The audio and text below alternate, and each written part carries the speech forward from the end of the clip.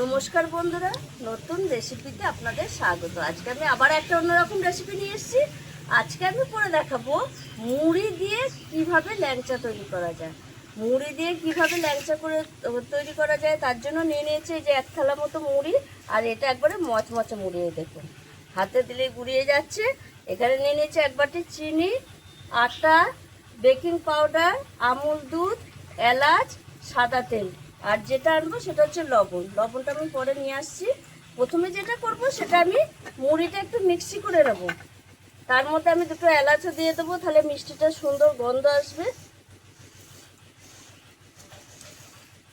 মিক্সিতে গুঁড়িয়ে নিয়ে আসবো একদম।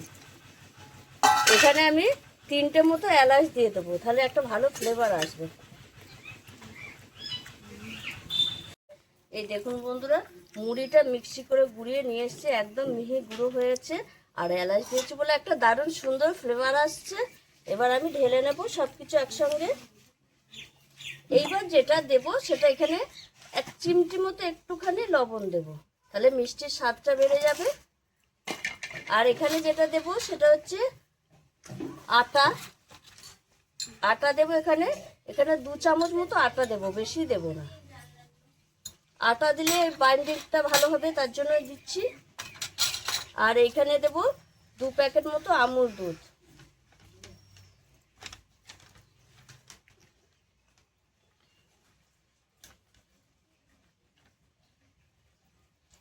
আমার ভিডিও মানে একটুখানি খাবে, ওর জন্য রেখেছি। আর যেটা দেবো এখানে দেব বেকিং পাউডার। এই যে 1 চিমটি মতো, মানে 1 চামচের 4 ভাগের 1 ভাগ এই বেকিং পাউডারটা দিয়ে দিয়েছি। দিয়ে সব কিছু একসঙ্গে মিশিয়ে নেব। এইবার আমি একটু সাদা তেল দিয়ে দেবো। আপনাদের কাছে ঘি থাকলে ঘি দেবেন। আমি ঘিটা দিলাম না, তার কারণে আমি এই যে এলাচ গুঁড়িয়ে দিয়েছি সুন্দর গন্ধ আসার জন্য। ঘিটা আমি দিইনি, সাদা তেলটাই ব্যবহার করলাম। এবার আমি একটু মিশিয়ে অল্প অল্প করে জল দিয়ে আমি একটা ডো তৈরি করে নেব। একটা শক্ত ডো করব। দেখুন বন্ধুরা, আমি সুন্দর করে মেখে নিয়েছি ডোটা টাইট করে। এবার আমি এরকম একটু করে নেব আর ল্যাংচার আকারে শেপ করে নেব। হাতে একটু সাদা তেল নিয়ে নিয়েছি, এরকম এরকম গোল করব। টিপে টিপে করতে হবে, যেহেতু মুড়ি। এইভাবে আমি ল্যাংচার শেপ করে।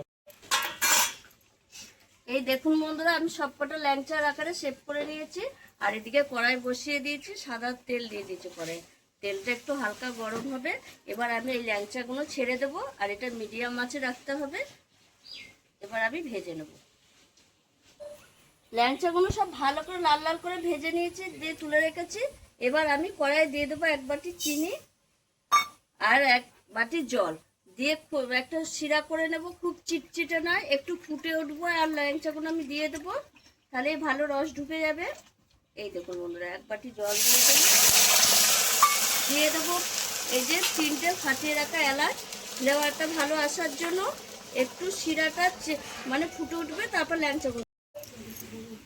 দেখুন বন্ধুরা, এটা ফুটে উঠেছে 2 মিনিট মতো, আর চিনিটা সব গলে গেছে। এবার আমি ল্যাংচাগুলো দিয়ে দেবো, দিয়ে আমি 2 মিনিট এই শিরার সঙ্গে ল্যাংচাগুলো ফুটিয়ে নেব, তারপর নামিয়ে রাখবো।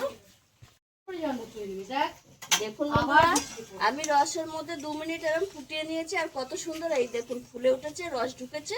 এবার আমি নামিয়ে আর 2 মিনিট মতো রেখে দেবো।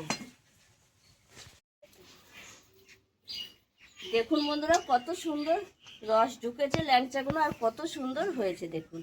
দেখে মনেই হচ্ছে না এগুলো মুড়ি দিয়ে তৈরি করা। মনে হচ্ছে যেন ছানার দোকানের যে মিষ্টি আমরা ল্যাংচা কিনে খাই, একদম সেরকম লাগছে। আর আমি এটা কেটে দেখাবো কতটা রস ঢুকেছে। দেখুন বন্ধুরা, একদম রসে টইটুম্বুর। এই দেখুন, এটা খেয়েও দেখাবো।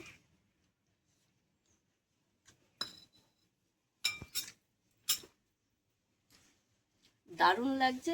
মনে হচ্ছে না এটা মুড়ি দিয়ে তৈরি করা, মনে হচ্ছে একদম দোকানের মতো ছানার ল্যাংচা। অসাধারণ লাগছে। আপনারাও এইভাবে একবার বাড়িতে মুড়ি দিয়ে ল্যাংচা তৈরি করে খাবেন। কথা দিচ্ছি, বারবার খেতে ইচ্ছে করবে, ছানার ল্যাংচা কিনেই খেতে ইচ্ছে হবে না। আর আমার এই রেসিপিটি যদি আপনাদের ভালো লেগে থাকে তাহলে লাইক করবেন, শেয়ার করবেন, সাবস্ক্রাইব করবেন। আবার দেখাবে আগামী ভিডিও।